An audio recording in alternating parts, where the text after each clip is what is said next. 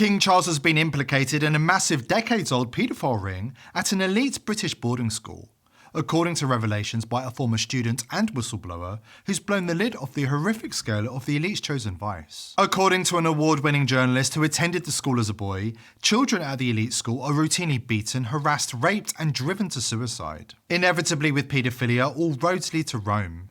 In this case, Rome's latest incarnation, the British royal family, who, in the words of the journalists, regularly visits Aldenham School to feed on children. Chris Stevens is an award-winning journalist who has also excelled in the fields of architecture and design. The man has had a successful life and career, and now he is risking it all to blow the whistle on the corrupt and depraved British royal family. Aldenham School is run by the self-declared worshipful company of brewers, an ancient and shady group who take young children to initiation ceremonies at Brewers Hall, where, according to Stevens, they are abused and tortured. Brewers Hall in Hertfordshire just so happens to be a stomping ground for King Charles, with reports detailing visits by Charles and his friends Jimmy Savile and Lord Mountbatten.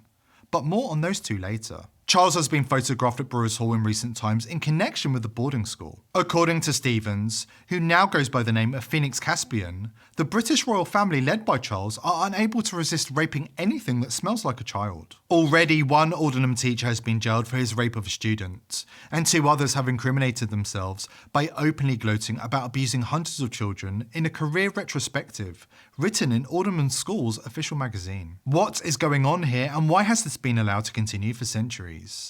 As Stevens explains, the school is part of the elite's grand traumatic repetition structure, and unfortunately there are similar schools and institutions all over the world. Children are tortured by the school and are then provoked by systematic corruption to reenact that torture on younger students. As Stevens says, it's a vivid example of blind traumatic repetition, but it gets even worse. As the people of the world rise up against the evils of the global elite, they are becoming increasingly desperate to ensure they stay in control and achieve their goals.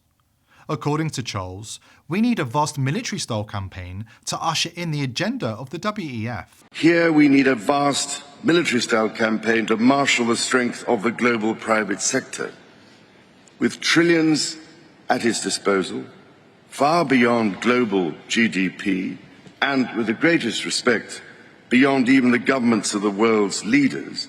This should not come as a surprise because Charles has been working to usher in the agenda of the globalists his entire life. He is descended from a long line of European tyrants after all. According to NPR, Prince Charles said during a 2011 interview, "Transylvania is in my blood.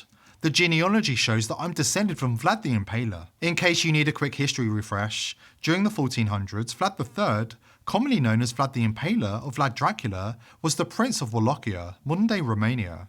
According to NBC, his father adopted the last name of Dracul, meaning dragon, which meant Vlad's last name became Dracula, son of the dragon. By all accounts, he was an extremely violent ruler. The genealogy shows that I'm descended from Vlad the Impaler, you see. So I do have a bit of a stake in the country.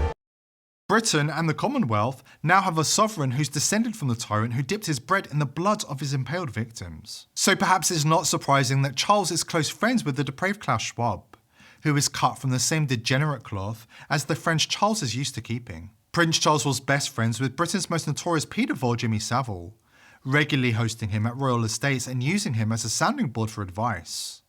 Charles even asked Savile, who raped hundreds of children over the course of decades in the public eye, to write an etiquette guide to be followed by the Queen. King Charles's great-uncle and mentor, Lord Mountbatten, was also accused of raping an 11-year-old boy in a notorious children's home in the 1970s, adding weight to allegations that the British royal family practiced child sacrifice and ritualistic paedophilia as one of their ancient rites and customs. What are the chances of Charles and Andrew both being best friends with the most notorious international paedophiles of their generation? And what are the chances of King Charles's mentor also being accused of raping young boys?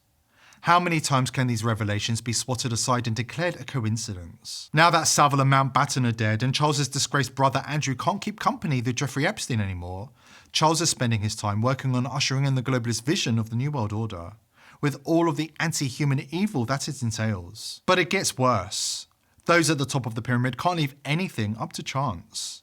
So instead of relying on just money to corrupt and control politicians, leaders, musicians, pundits, and anybody with a big audience, they turn to horrific methods of control, like the torture described by the whistleblower at Alderman School. Make no mistake, this is a worldwide globalist criminal enterprise designed to ensnare the young and vulnerable and destroy their souls before they join the elite ranks of the corrupt and debased. Every world leader and most entertainers and news broadcasters are compromised in this way, meaning they are all doing the bidding of their masters at the top of the pyramid.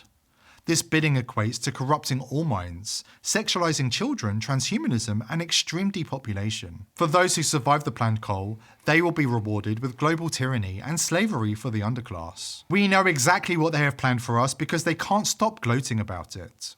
The big political and economic question of the 21st century will be, what do we need humans for? Or at least, what do we need so many humans for? Do you have an answer in the book?